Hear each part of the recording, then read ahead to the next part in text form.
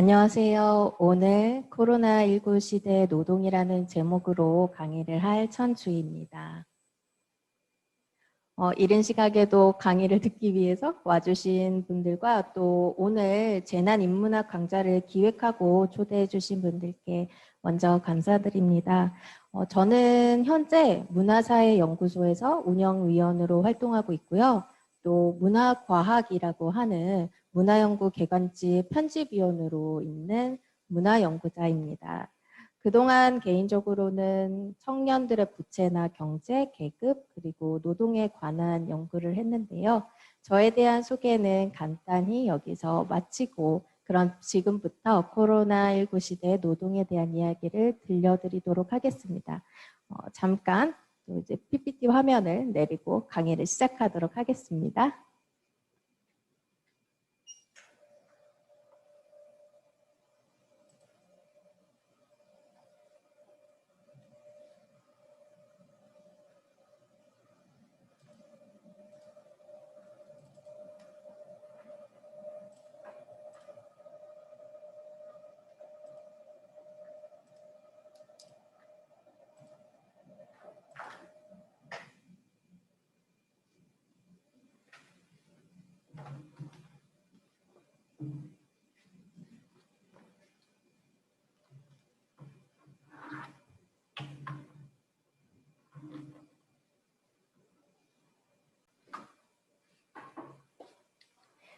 네, 오늘 제가 여러분들께 들려드릴 이야기는요. 제목에서처럼 코로나19 시대 노동에 관한 이야기인데요.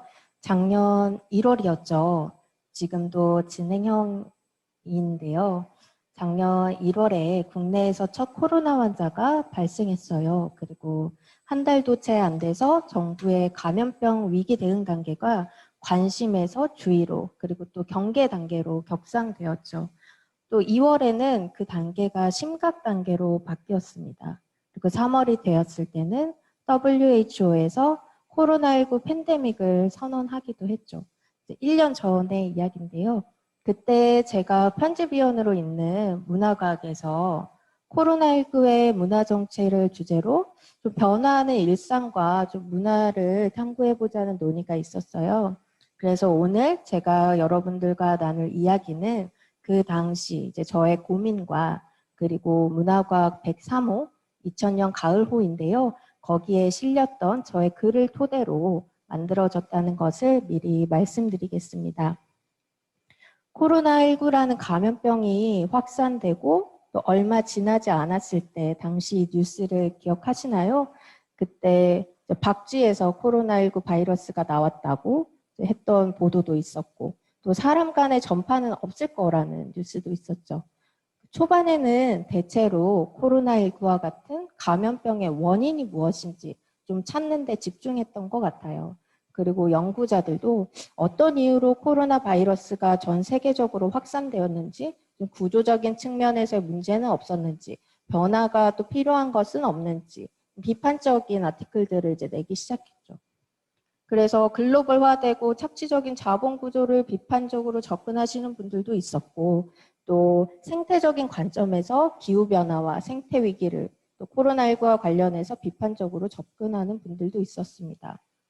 이런 상황에서 좀 문화연구자로서 저는 코로나19를 어떻게 바라봐야 할까 또 이 현상을 어떻게 받아들여야 할지 당시에는 굉장히 난감했고 어려웠어요.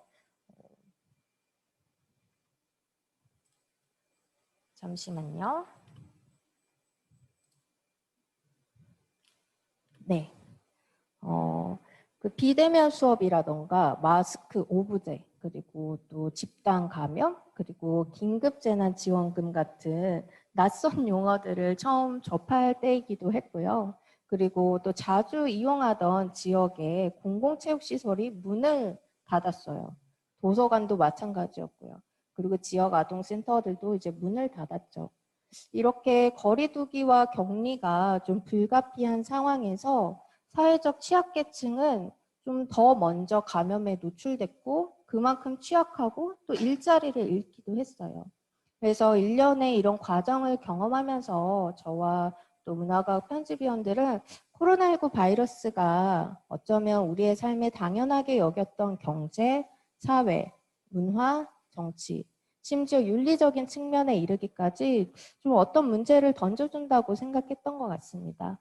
그리고 그것이 코로나19를 계기로 표면화된 것이었죠.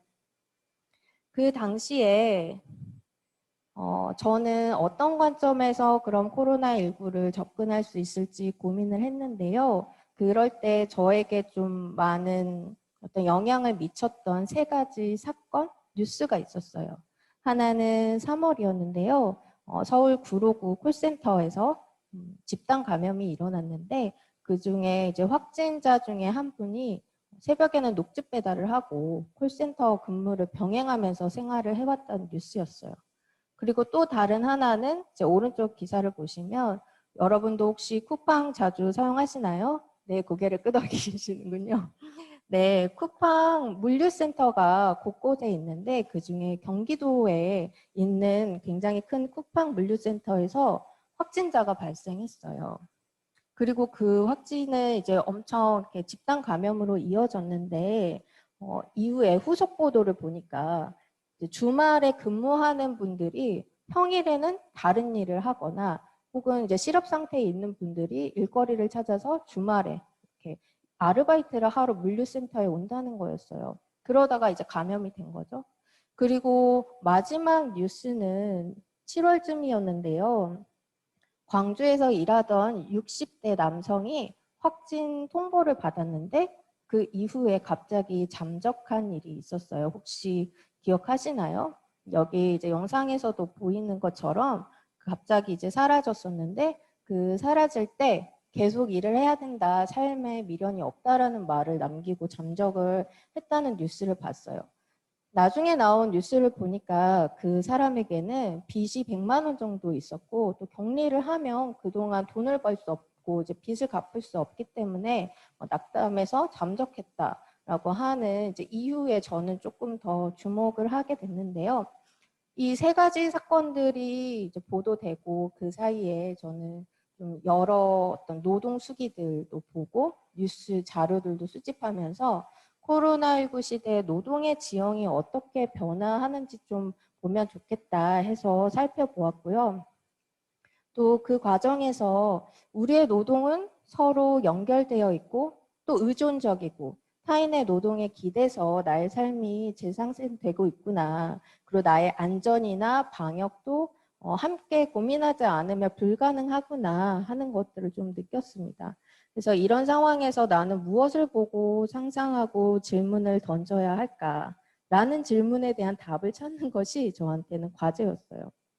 그래서 코로나19 시대의 노동은 구체적으로 뭐라고 명확하게 설명할 수는 없지만 좀 그 흐릿한 지점들을 오가면서 좀 특징들을 찾아보자라고 해서 좀 준비를 해보았고요.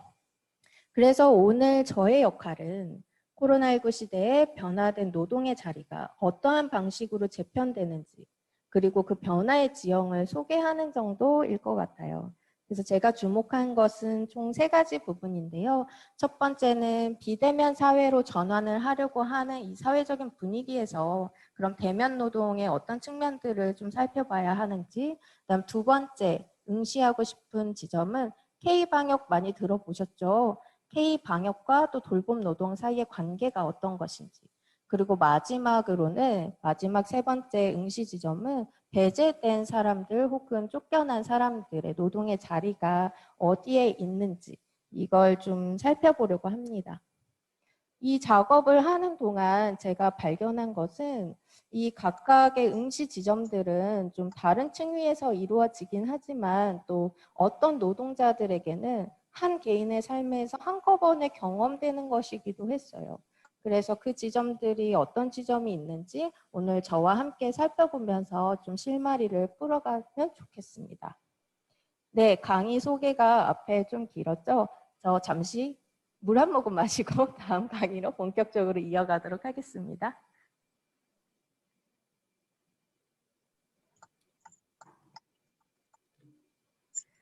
네, 첫 번째 제가 이제 여러분들과 나눌 이야기는 첫 번째 응시 지점, 비대면 사회로 전환하는 과정에서 우리는 대면 노동을 어떻게 바라볼까인데요.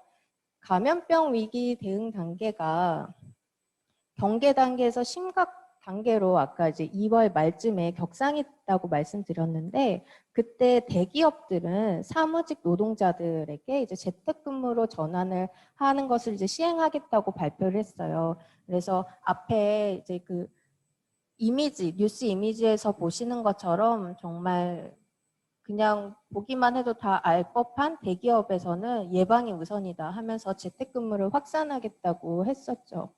그래서 간헐적 출근이 장려됐고요. 또 재택근무로 전환한 직장인들이 아이랑 막 놀이터에서 놀다가 갑자기 휴대폰을 꺼내서 회의에 참여하는 모습이 뉴스에 나오기도 했어요. 그래서 그 재택근무는 코로나 시대의 안전을 위한 어떤 최선의 선택이자 뭐 미래에 존재할 법한 그런 노동의 형태가 조금 앞당겨서 실현된 것처럼 소개가 됐는데, 저도 금방이라도 이런 재택근무 혹은 비대면 노동이 막 금방 확산될 것 같더라고요. 그래서 미디어나 정부에서 재택근무를 계속 장려하고, 또 비대면 상황에서도 일을 지속할 수 있다는 것을 계속 보여주려고 애썼던 것 같아요. 이런 상황에서 제가 인상 깊었던 장면은 바로 이 장면입니다. 여러분도 거의 매일 보셨을 텐데요. 2000년 작년이었죠. 3월 16일에 중앙방역대책본부, 그 당시 이제 본부장이었던 분이 이제 코로나19 브리핑을 할 때였어요.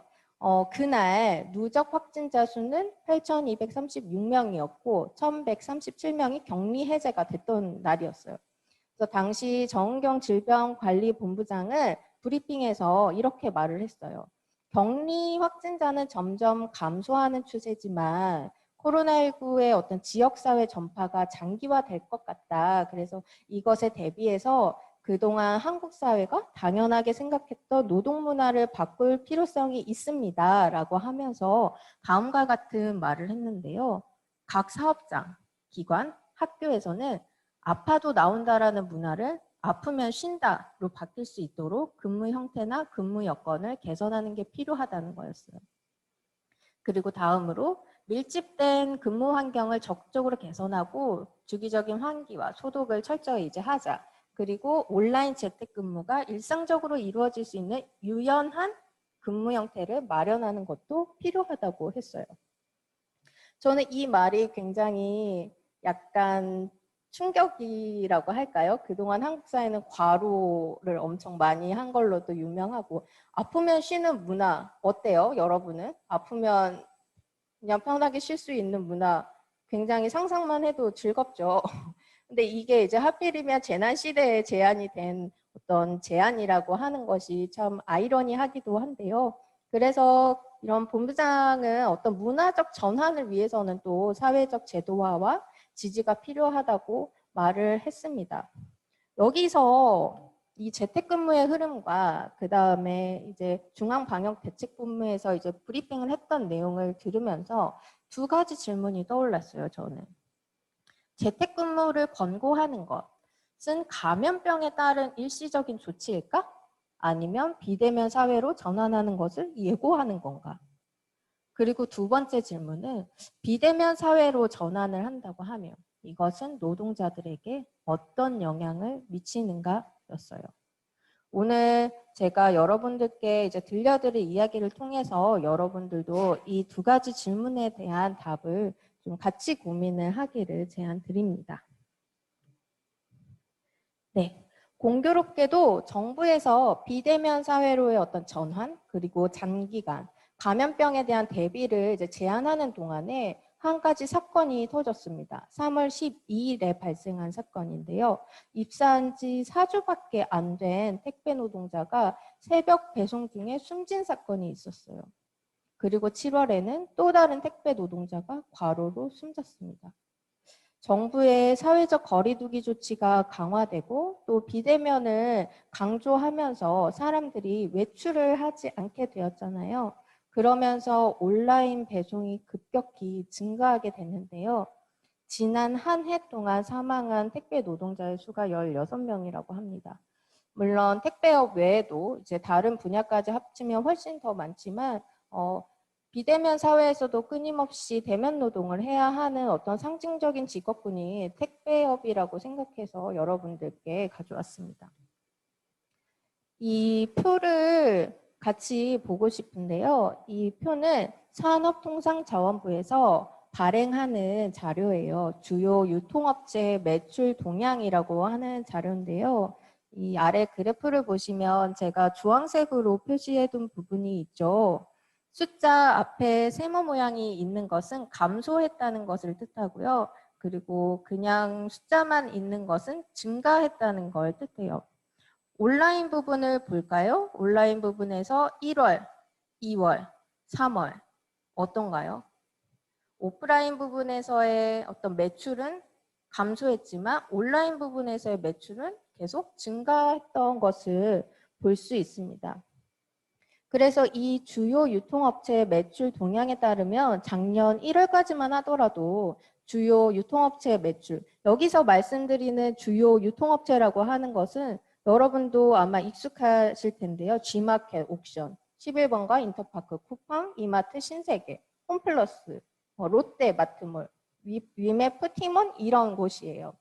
그래서 이런 곳들은 이제 작년 1월까지만 하더라도 그 주요 유통업체 매출이 작년 그 전해에 비해서 6.6%가 증가했고 오프라인이나 온라인도 증가했지만 2월 달부터는 이게 전환이 됩니다.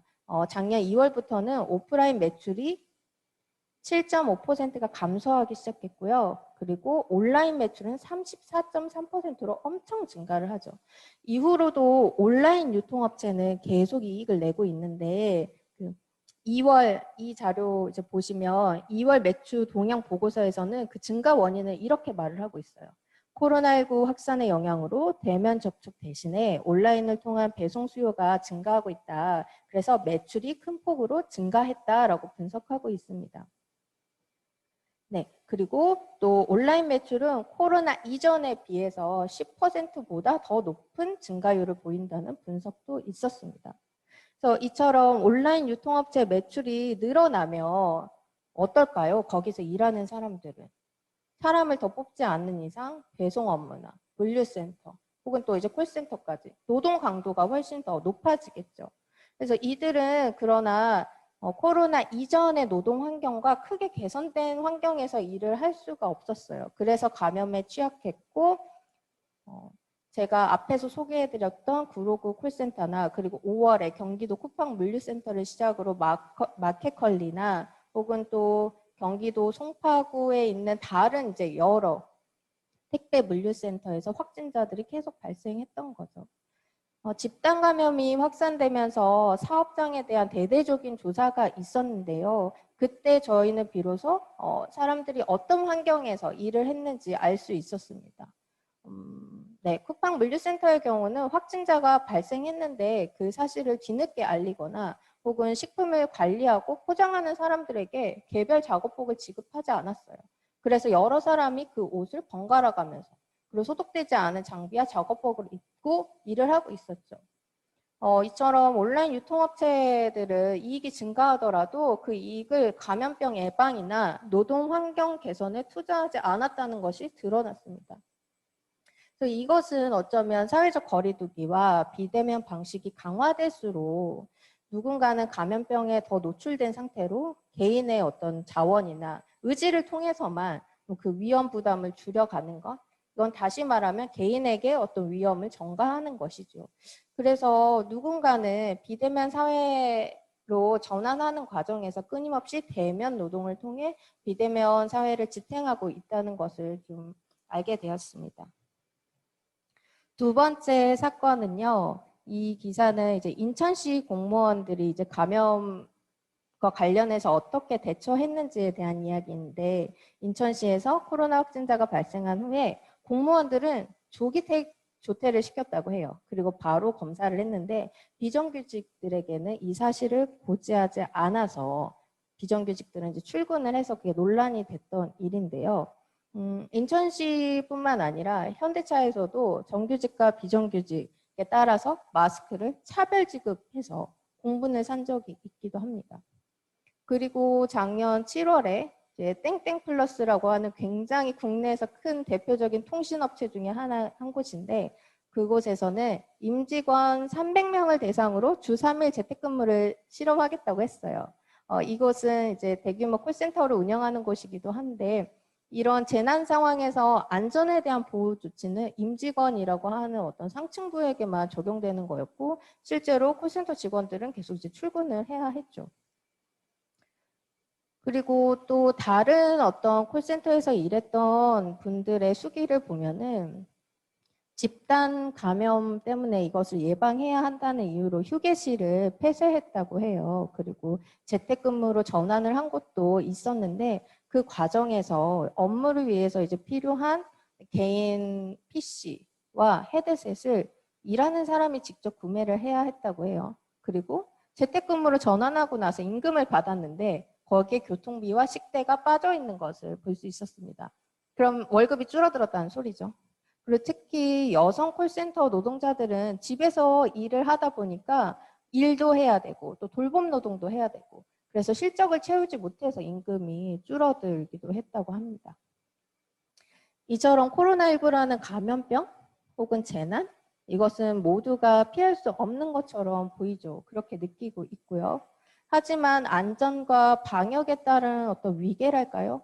그것은 여전히 사람에 의해서 결정된다고 하는 것을 앞의 사례들을 통해서 보실 수 있을 겁니다. 그래서 재난에 대처하는 시스템과 지침은 모두에게 일괄적으로 공고되는 것처럼 보이지만 실질적으로 그것을 실행하는 사람들의 관습, 차별적인 태도, 그리고 불평등한 노동 환경은 특정한 사람들을 여전히 안전에 취약한 곳으로 그냥 내버려 두거나 개인에게 알아서 하세요라고 하는 방식으로 돌아가고 있다는 거죠. 네, 코로나19 3차 유행이 얼마 전에 있었고 지금 약간 주춤해지는가 싶더니 다시 또 이제 오늘 아침 뉴스를 보니까 좀 걱정과 우려가 되더라고요. 네, 빨리 나아지기를 바라는 마음이지만 어쨌든 이런 상황에서 정부와 기업 그리고 또 사람들도 재택근무나 비대면 노동으로 이제 전환하는 것은 좀 불가피한 건가 하는 생각을 하는 것 같아요.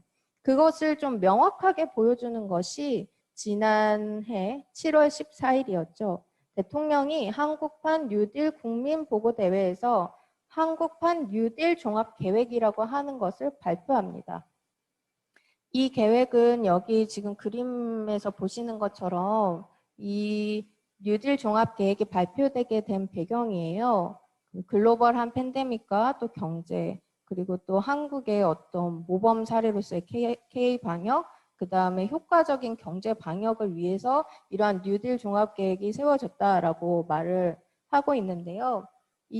지금은 이미지만 가지고 있지만 실제 보고서를 보면은 이제 그곳에서는 이 계획의 목표를 이렇게 보고 있습니다. 위기라고 하는 것은 곧 위험이지만 동시에 기회일 수도 있다고 쓰여 있어요. 그래서 이 계획의 구성을 보면 한 축에는 디지털 혁신 경제를 선도할 디지털 뉴딜이 있고요. 또 다른 한 축에는 친환경과 저탄소 전환을 시도하는 그린 뉴딜이 있습니다. 여기 그림에서 맨 아래 부분 보이시나요? 어떤 굉장히 고대 건축물처럼 보이는 곳에 파란색 1번에서 디지털 뉴딜과 2번 그린 뉴딜이 있죠. 그리고 그 아래 디딤돌로서 고용사회 안전망이라고 하는 것이 있는데요. 한국의 뉴딜 계획은 코로나19 이후에 어떤 재난과 경제 위기에 따른 대응책으로 발표된 것이지만 실상 그 내용들을 보면 그 이전부터 추진하고자 했던 4차 산업의 혁신안들과 크게 좀 다르지 않다는 것을 좀 느낄 수 있습니다. 그리고 가장 큰 문제랄까요? 문제는 고용사회 안전망 강화를 위한 이 방향이 전혀 노동자들에게 안전하지도 않고 친화적이지도 않다는 것이지요. 앞서 택배 이야기를 했는데 사회는 비대면 사회로 전환을 한다고 하지만 여전히 비대면 사회를 지탱하기 위해서는 대면 노동을 해야 하는 사람들이 있다고 했잖아요. 그런데 그 사람들이 일하는 환경에 대한 고민이나 안전에 대한 고려가 여기에서는 잘 드러나지 않았어요. 보고서에서는 오히려 이 사업에 올해, 그러니까 그 당시죠. 작년이죠. 5조 1천억 원을 투여하겠다고 했고 또 2년 안에 일자리 55만 개를 만들겠다고 했습니다. 이런 발상은 기존의 일자리가 사라지고 있으니 디지털 뉴딜과 그린 뉴딜 사업을 통해서 좀 발전시키고 새로운 일자리를 창출하겠다고 하는데 그러면서 고용 안정성이 확보가 될지 저는 잘 모르겠습니다. 그래서 정부의 어떤 방향들을 보면은 재택근무나 비대면 노동을 좀 확대하고 늘리는 것으로 좀 생각을 하고 있고 플랫폼 노동을 강화하는 방식으로 디지털 노동을 창출하려고 하는데요. 여기에서 과로에 시달리는 택배 노동자, 콜센터 노동자들은 어디에 있는지 좀 우리는 물어봐야 하지 않을까. 그리고 불안정하고 감염에 취약한 노동 환경에 대한 개선 없이 고용만 창출하겠다고 하는 발상은 과연 불평등 사회에서 좀 포용 사회로 전환하겠다는 비전에 적합한지 물어야 한다고 생각을 합니다. 제 말이 너무 혹시 빠른가요? 괜찮은가요? 네.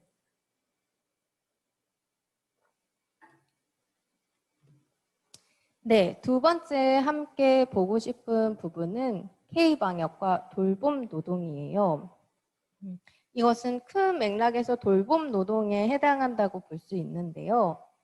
3월 달까지만 하더라도 한국은 세계에서 기피하는 입국 금지 대상이었습니다. 혹시 기억하시나요? 작년 3월까지만 해도. 그래서 한국에서 오는 사람들은 격리시키고 다시 돌려보내기도 했었죠.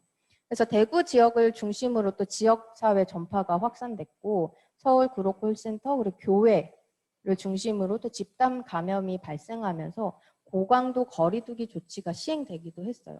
불과 1년 전인데 좀 이때를 회상해 보면은 되게 먼 이야기처럼 들리기도 하고 벌써 1년이나 됐나 이런 느낌이 좀 드는 것 같아요. 그래서 초기에 의료진들은 자원에서 대구로 많이 갔었죠. 그리고 코로나19가 장기화되면서 어떤 부족한 방역 장비나 열악한 노동 환경에서 또 치료와 돌봄을 이제 하려고 애를 썼습니다. 그 당시에 이제 전국적으로 의료진을 응원한다는 덕분에 챌린지가 확산됐어요. 이것은 모두 어려운 시기에도 서로 의지하면서 좀 코로나19를 잘 이제 견뎌보자 혹은 견디고 있다라는 이제 사회적 분위기를 형성하는 데도 활용이 됐는데, 이 강의를 준비하면서 알게 된 건데, 처음에는 이 덕분에 챌린지가 그냥 시민 개개인에 의해서 시작된 건 줄 알았어요. 근데 자료를 찾다 보니까 중앙재난안전대책본부에서 존경과 자부심을 뜻하는 수어를 활용해서 의료진의 사기 진작을 위해 만든 응원 캠페인이라고 하는 것을 알게 됐습니다.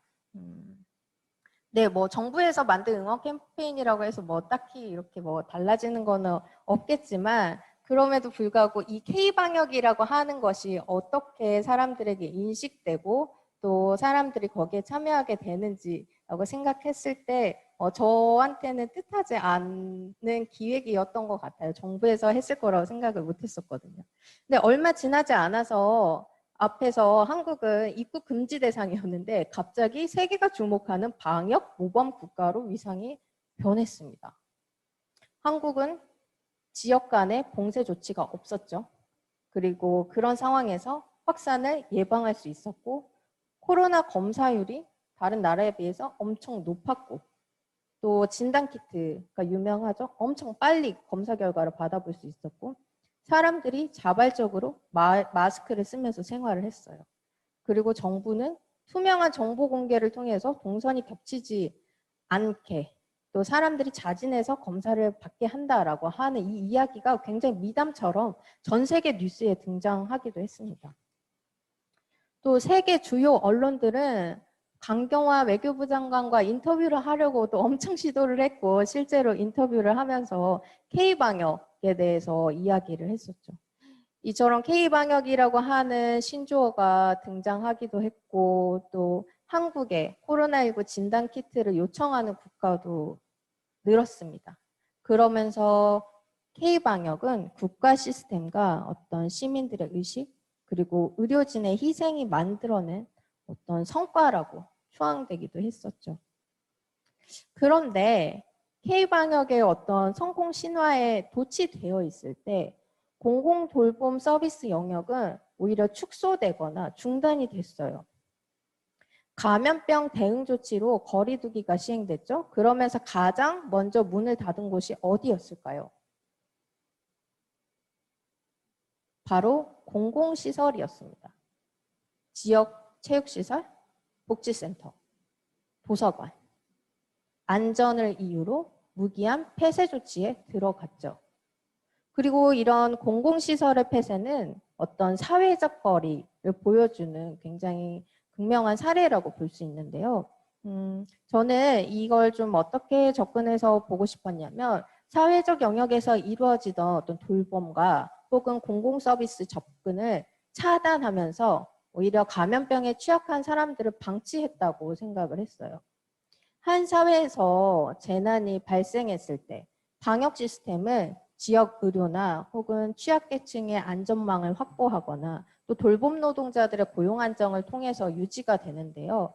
오히려 초반에 정부는 공공돌봄 서비스를 방역을 이유로 중단했고 또 그 자리를 개인에게 메우도록 희생을 강조했습니다. 정부는 의료와 건강 문제 그리고 이것이 돌봄 영역과 분리될 수 없다는 것을 좀 간과한 게 아닐까 하는 생각이 들었어요. 그러면서 오히려 강력한 통제 시스템이 감염병을 예방할 수 있다는 분위기로 또 방역에 성공했다고 생각을 하면서 선전을 하기도 했죠. 네, 여기 여러분에게 몇 가지 뉴스 클립을 가져왔는데 어떤 문구들이 쓰여 있나요? 첫 번째 사진을 보면 30%라는 건 한 가정을 꾸려가는데 상당히 큰 금액이다. 그런데 그 금액이 빠진 상태에서 가정을 꾸린다는 건 되게 어려운 거죠. 구조조정까지 내몰릴 수 있다는 현장의 위기감이 들죠. 이게 무슨 말이냐면요. JTBC 뉴스에 나왔던 것인데요. 뭐 국민 영웅이라고 추앙받던 간호사들이 의료진들이죠. 의료진들이 실제로는 이 코로나를 겪는 과정 동안 임금이 삭감된 거예요. 그 배경에 대해서 좀 볼까요? 의료진들은 코로나19에 이제 영웅으로 추앙받았죠.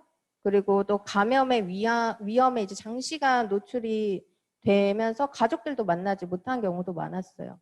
그런 상황에서 돌봄 노동을 지속하고 있었는데요. 또 부족한 방역 장비나 감염병에 대비하지 못해서 또 진료하는 동안 어려움을 겪기도 했죠. 그런 것들은 뉴스를 통해서 많이 보셨을 거예요.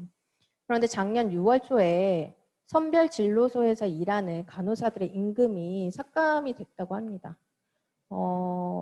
병원마다 삭감 비율은 다르겠지만 간호사들은 30~40% 정도의 이제 임금을 깎인 채로 받았다고 해요.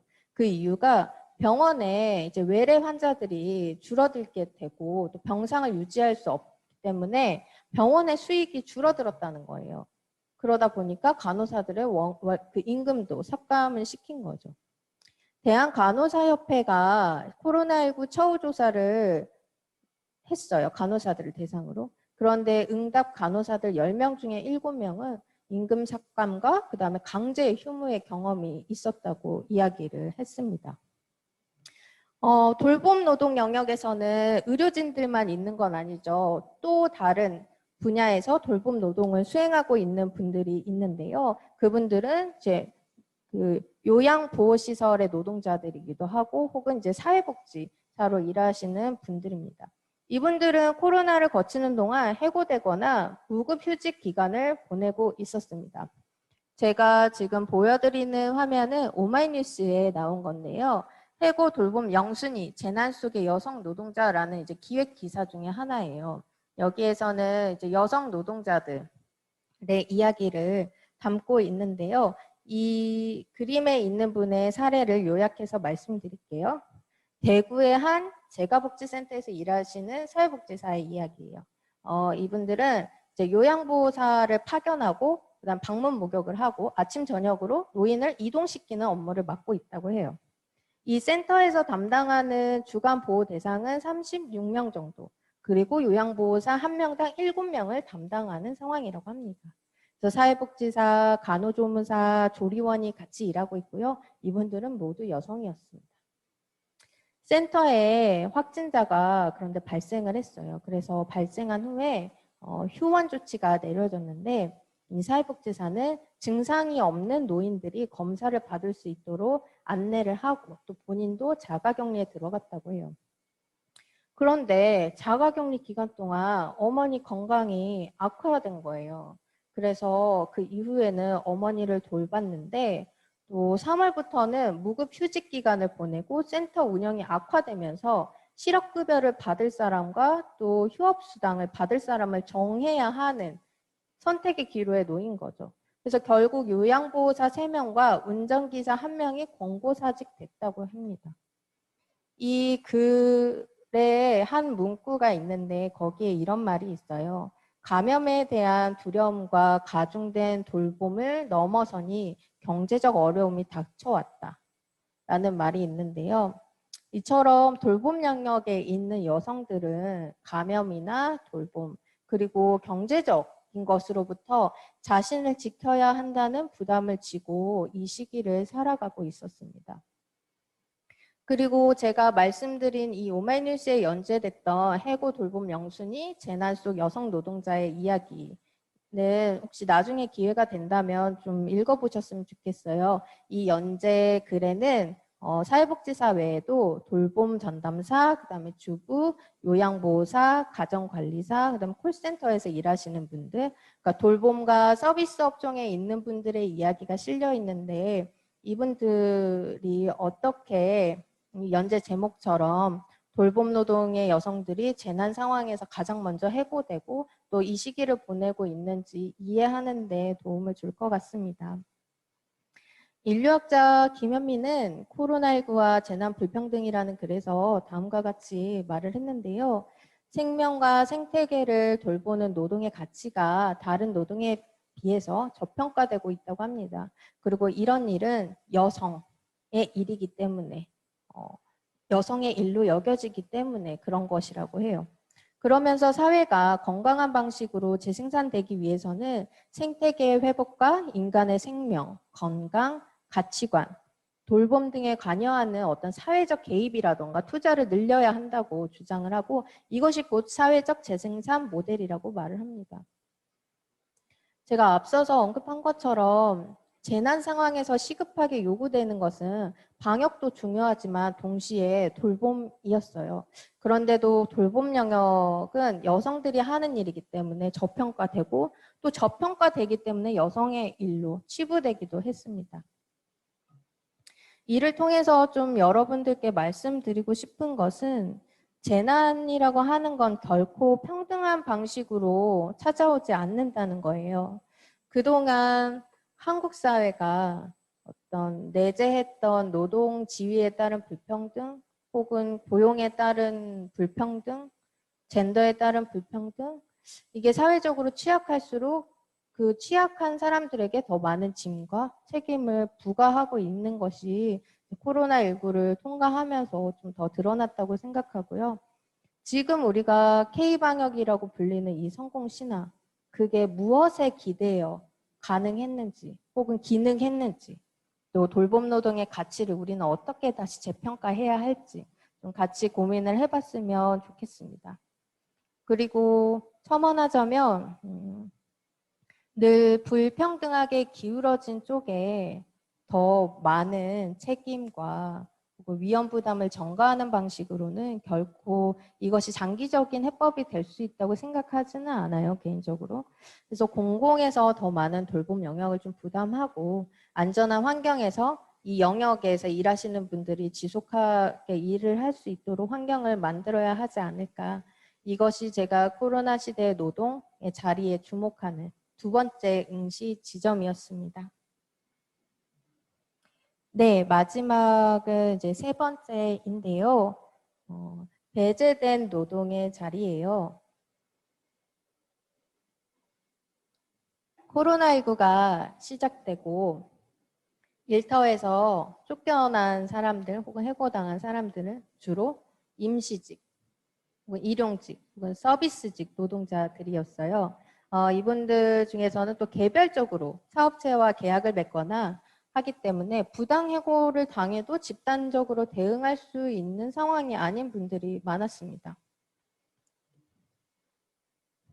혹시 이 잡지를 아시나요? 비정규 노동이라고 하는 잡지인데요. 저는 이제 구독해서 보는 것인데 비정규직 한국 비정규직 노동센터에서 발행하는 잡지예요. 여기 143호에서는 내가 겪은 코로나19가 특집으로 실려 있는데 그중에 한 부분을 가져왔어요. 이분은 방과 후 이제 강사로 일하시는 분이고 제목은 수입제로 우리에게 국가는 있는가라고 하는 것인데 여기 화면을 잠깐 보시겠어요?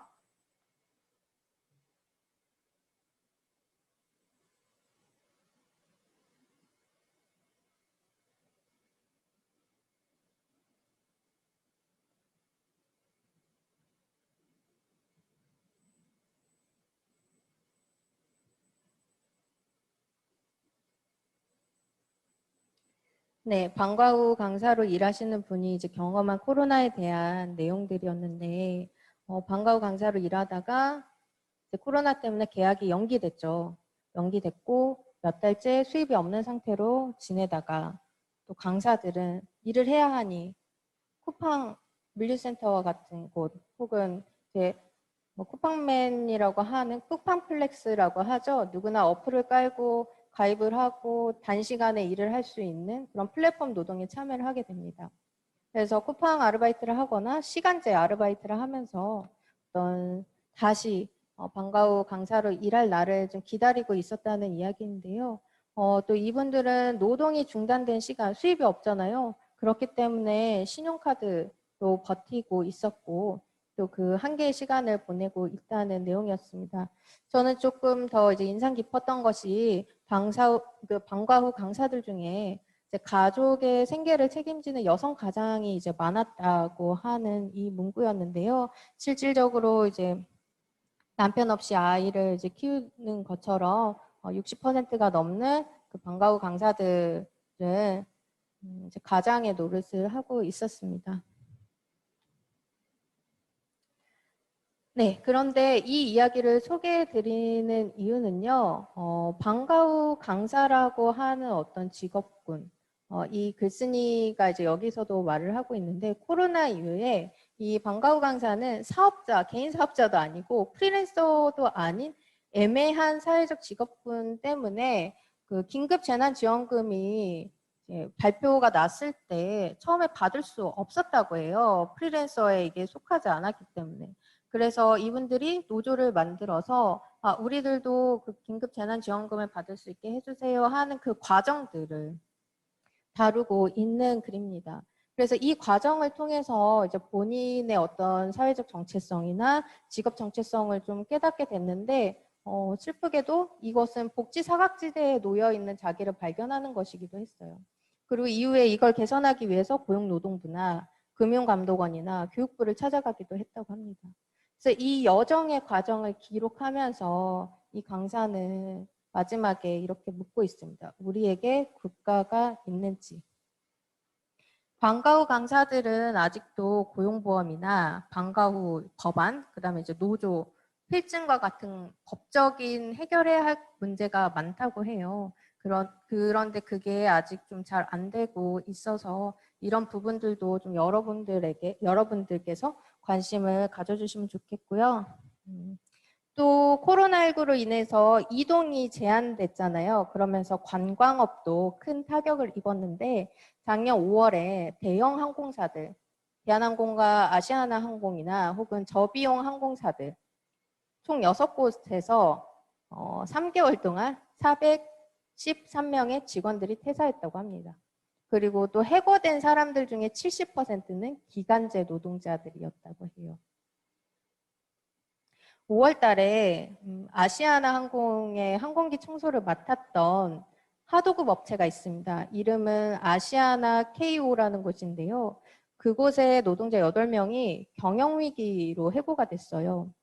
그리고 200명은 무기한, 무급휴직을 통보받았습니다. 그리고 120명은 희망퇴직을 했고요. 정부에서는 이렇게 코로나 이후에 어떤 기업들에게 해고를 막기 위한 어떤 지원금들을 많이 줬는데요. 이 아시아나 KO에서는 받지 않았어요. 만약에 이곳에서 정부에서 제공하는 고용유지 지원금을 받았다면 어떤 휴직급의 90% 정도를 사람들이 받을 수 있었다고 해요. 하지만 그거를 받지 않고 다른 방법을 택한 거죠. 그렇게 갑자기 몇백 명의 사람들이 일자리를 잃거나 일이 중단됐습니다. 이 경우는 좀 뉴스를 통해서 많이 공론화된 경우지만 또 많은 경우에 작은 곳들은, 작은 사업장은 어떤 무급휴직을 강요받기도 했고요. 또 희망퇴직에 동의하지 않으면 정리해고 대상이 되기도 했습니다. 이처럼 좀 감염병의 확산으로 직간접적인 해고가 정당화됐던 것 같아요. 그래서 정부는 오히려 이제 초반에 2월 28일에 코로나19 대응 고용 안정 지원 대책을 발표하면서 그 당시에는 6개월 동안 한시적으로 적용하겠다고 하면서 이제 노동자들을 해고하지 않을 수 있게 하려고 노력을 했지만 그것이 기업 입장에서 고용을 유지할 만큼 위인책이 되지는 않았어요. 그래서 기업에서는 무급휴직이나 연차를 써라 혹은 이제 권고사직을 이제 강요하는 방식으로 대응을 하고 있고, 이 아시아나 KO의 사례처럼 고용유지 지원 제도를 이용하지 않은 곳도 많았습니다. 그리고 노동자들이 직접 이런 제도가 있습니다 라고 알리더라도 좀 지원금을 그러면 받고 무급휴직 기간에 나와서 일해라 라는 형식으로 일을 그냥 부려먹기도 했었죠. 그래서 이렇게 좀 쫓겨나거나 일이 중단된 사람들은 생계를 보전하기 위해서 또다시 그런 또 쿠팡의 물류센터 같은 곳을 찾아가기도 했고요. 또 다른 어떤 불안정한 일자리로 가기도 했습니다. 참, 이 정부는 이 당시에 250조 원의 재정 지원을 하겠다고 밝혔어요. 그리고 그중에 200조 원은 기업에다가 하기로 했는데, 항공산업에만 8조 원의 어떤 기업 그 지원이 이루어질 거라고 그때 발표를 했었는데, 이것들이 왜 노동자에게까지 이어지지 않는지는 좀 함께 고민을 해봐야 하겠습니다. 그리고 이 사진을 한번 봐주시겠어요? 이 사진은 어떤 사진인 것 같으세요?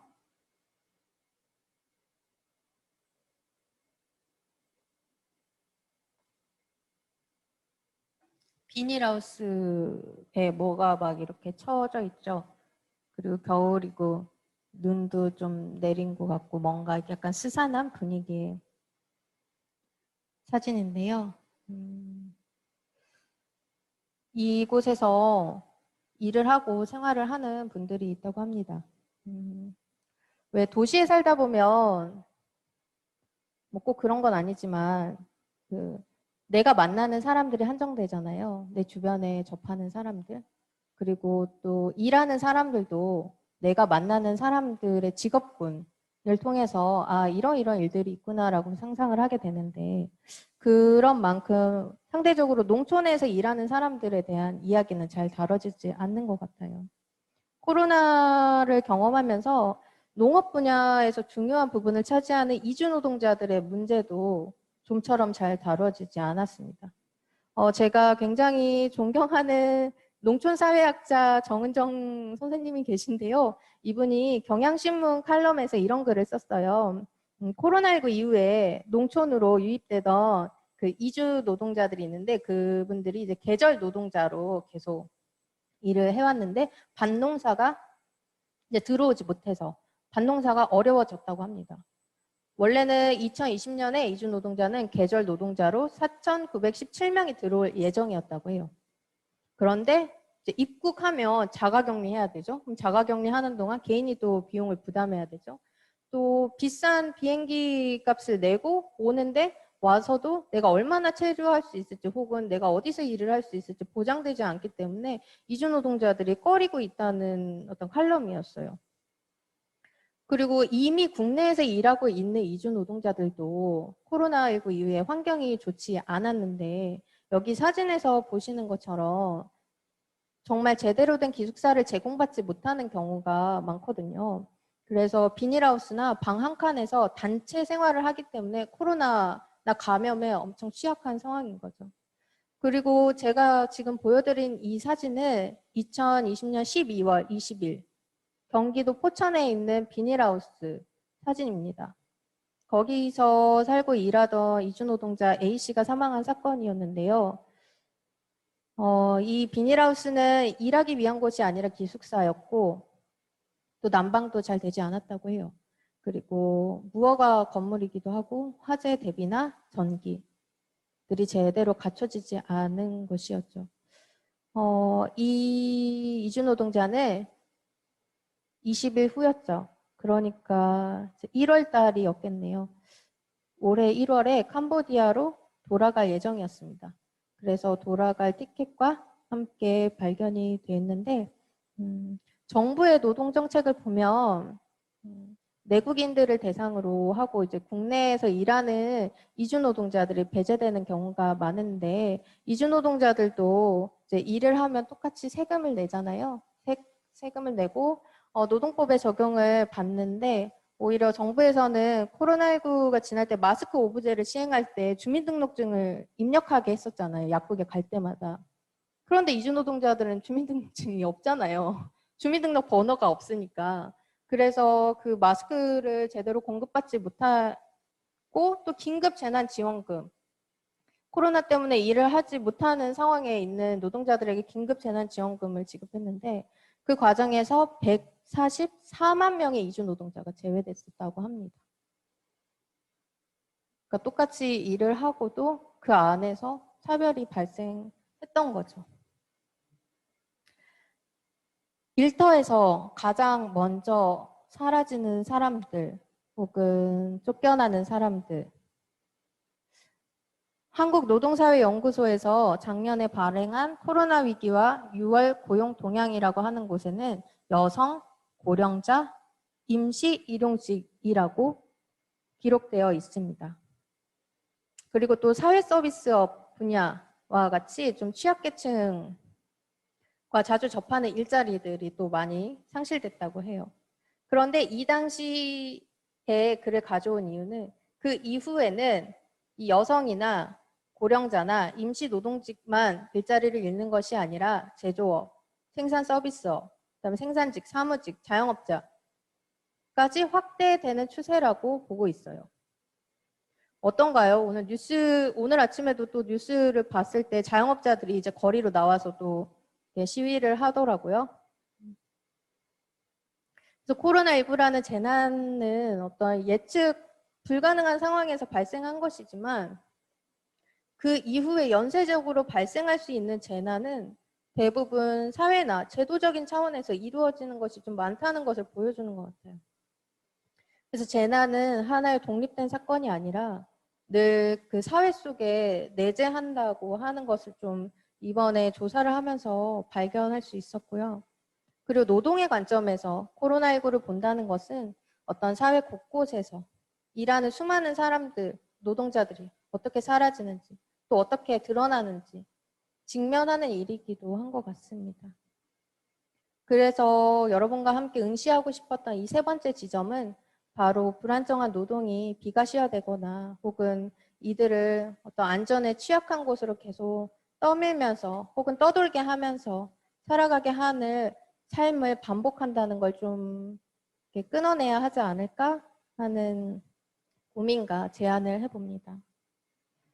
네, 긴 시간 강의를 들려주셔서 감사하고 마지막으로 좀 강의를 이제 마치면서 여러분들과 이 이야기를 하려고 해요. 코로나19 이후에 그럼 우리에게 던져진 질문들은 무엇이고 우리는 어떻게 행동해야 할지.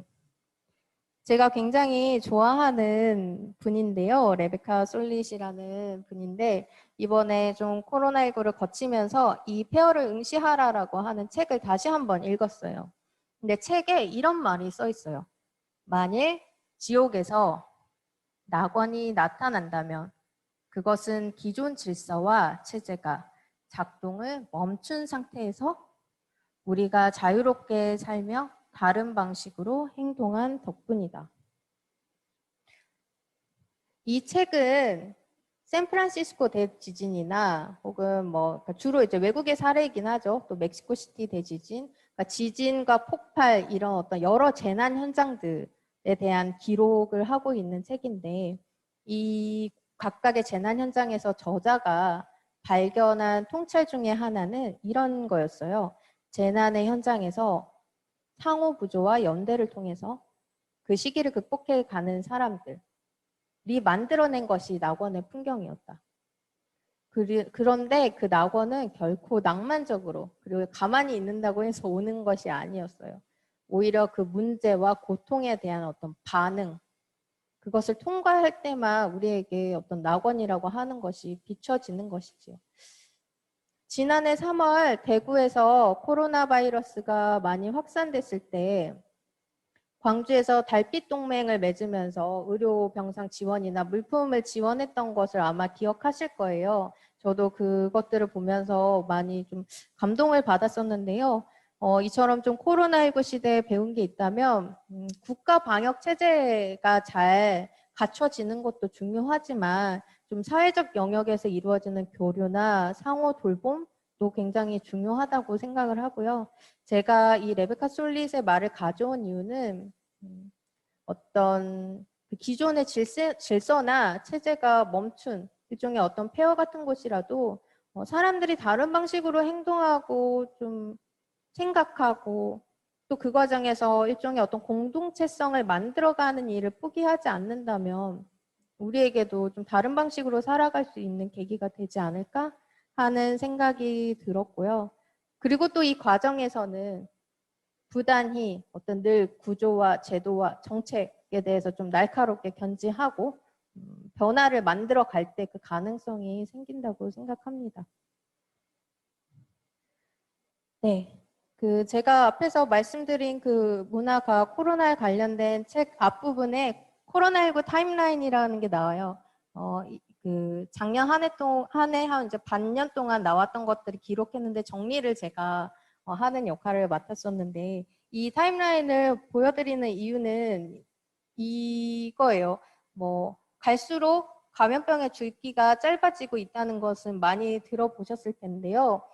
저는 좀 그 이야기보다는 오히려 요즘은 이제 뉴노멀이라는 말이 이제 일상이 됐고 코로나 이전의 삶이 과연 노멀이었나 이렇게 막 생각을 하게 되는데 코로나 이전에도 2000년 이후에 계속 감염병이 있어 왔다는 거죠. 그리고 곧 오늘 아마 오후 2시쯤에 발표를 한다고 하던데 백신 접종을 어떤 식으로 할 건지 이제 발표를 한다고 해요. 그리고 곧 이제 국내에서도 백신 접종이 시작되는데 그런데 아직은 코로나19가 언제 종식될지 모르잖아요. 그리고 역사적으로 계속 이제 책들을 봤을 때 예전에 돌았던 어떤 감염병이 최근에 다시 또 발병하는 사례들도 있더라고요. 예를 들면 뭐 흑사병 같은 경우는 최근에 중국 내몽고 지역에서 다시 발병하기도 하고 또 1976년에 콩고 에볼라 강에서 발견했던 에볼라 바이러스 들으셨죠? 그게 2014년에 다시 또 아프리카 기니에서 발병하기도 하는 것처럼 그런데 그때그때마다 백신을 빠르게 개발하는 게 힘들잖아요. 그랬을 때 우리는 지금 우리가 할 수 있는 일들의 어떤 조건을 바꾸고 좀 다른 삶을 상상하는 것이 아닐까 하는 생각을 해보았습니다.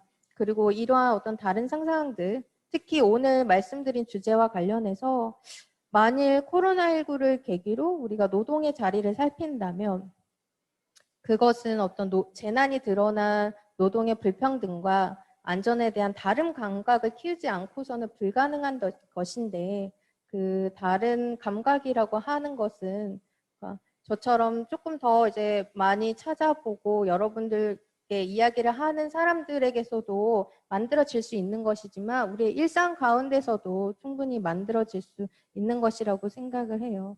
그리고 또 우리의 삶은 단순하지 않잖아요. 그래서 감염병만 예방한다고 해서 개인의 안전이 확보되지 않죠. 앞에서 제가 소개해드렸던 그 60대 남성의 이야기처럼 확진은 당했지만 빚이 100만 원이 있기 때문에 그것을 상환하기 위해서 다시 이제 또 일을 해야 된다고 했던 것처럼 좀 복잡한 우리의 삶들이 좀 어떻게 코로나를 통과하면서 만들어지고 또 안전할 수 있을까 같이 고민을 해봤으면 좋겠고요. 만약에 그럴 때 동의하신다면 적어도 지금과 같은 정부에서 말하는 한국판 뉴딜 정책, 이렇게 비대면이나 디지털 사회로 전환하려고 하는 삶 대신 오히려 개인의 삶과 경제, 노동의 차원의 내재한 불평등에 대해서 조금 더 먼저 성찰해야 하지 않을까 제안을 드립니다. 네, 마지막 페이지인데 코로나19와 노동에 관해서 이야기를 하는 동안 좀 슬픈 이야기도 있었고 또 직면하고 싶지 않은 이야기들도 여러분들께 소개를 했는데요. 다소 불편한 이야기였을지 모르겠지만 좀 우리가 결국 직면하고 응시한다고 하는 것은 그런 불편한 지점을 볼 수밖에 없는 것 같아요. 집단 감염이 이제 발생했던 구로 콜센터 같은 경우는 3월에 발생했는데 4월 10일에 처음으로 직장 감염 산재 첫 사례로 인정이 됐습니다. 그리고 8월에는 부천시 쿠팡 물류센터 확진자가 이것은 업무상 질병입니다 라고 인정을 받기도 했고요. 그리고 또 최근에 1월 8일이었죠. 택배기사 과로사 방지법, 생활물류서비스 발전법이라고 하는 이 제정안이 국회 본회의를 통과하기도 했습니다. 물론 이렇게 법적인 조치만 된다고 해서 다 해결되는 것은 아니고 또 오늘 아침 뉴스에는 택배 노조들이 총파업을 하겠다고 예고를 하기도 했어요. 그 이유는 택배 분류 작업과 관련해서 이야기들이 합의가 되지 않았기 때문이죠. 그래서 법적인 어떤 변화들도 저는 굉장히 중요하다고 생각하고 또 그것과 더불어서 또 너무 그것만 기대도 안 된다고 생각을 합니다. 그래서 우리가 감염병이 발생하더라도 어떤 안전한 환경이라고 하는 것을 만들기 위해서 무엇을 해야 할지 좀 같이 고민을 해봤으면 좋겠고요. 일터에서 안전수칙이 잘 지켜질 수 있도록 조정하고 감시하고 또 안전한 노동 조건에 대한 기준을 더 높인다고 한다면 저는 감염병으로 시작했지만 여러 산재들도 예방할 수 있지 않을까 조심스럽게 말씀드리고요. 오늘은 한국 사회에서 일어난 어떤 현상과 변화만을 다뤘지만 코로나19라고 하는 이 팬데믹은 여러분도 아시는 것처럼 경제와 노동이 세계적으로 연결되어 있다는 것을 드러내는 사건이기도 했습니다. 그래서 물류센터나 이주노동자나 콜센터, 노동 환경들 못지않게 또 다른 나라에서 어느 공장에서 상품을 만들어 가고 있는 노동자들의 방역과 안전에도 관심을 기울이는 것이 중요하다고 생각하고요. 여전히 진행 중인 이 코로나19가 앞으로 사회에 어떤 영향을 미칠지 잘 알지 못하고 결말 없는 시기를 보내고 있지만 그런 상황에서도 적어도 사람에 의한 재난이나 혹은 비용 절감을 이유로 재난이 반복되지 않아야 하지 않나. 그런 삶을 위해서 무엇을 해야 할지 논의를 시작하기를 바랄 뿐입니다. 네, 제가 준비한 강의는 이상으로 마치도록 하겠습니다. 1시간 동안 들어주셔서 정말 감사합니다.